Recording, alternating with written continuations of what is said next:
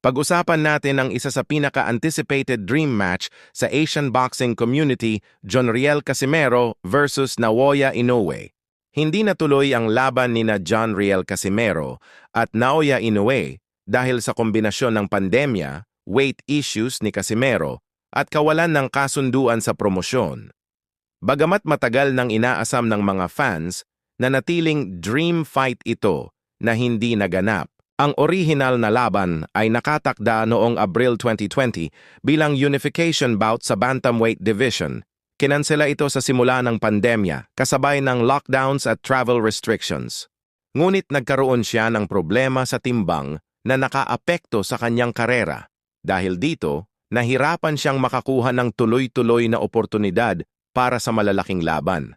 Sa promotional at negotiation matters naman, kahit matapos ang pandemya, hindi nagkaroon ng konkretong kasunduan sa pagitan ng kampo ni Casimero at ni Inoue.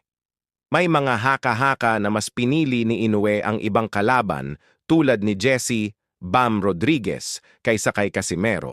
Sa kasalukuyan, lalaong naghahamon si Casimero lalo na matapos ang kanyang panalo laban kay Luis Nery noong Hunyo 2026, kung saan sinabi niyang parang tinalo ko na rin si Inoue. Maaari sanang maging isa sa pinakamalaking laban sa bantamweight super bantamweight era kung matuloy ang laban ng dalawang elite Asian fighter. Isa ka ba sa nag-aabang na sana matuloy ang laban ng dalawang elite fighter ng Asia? Please like and follow my page.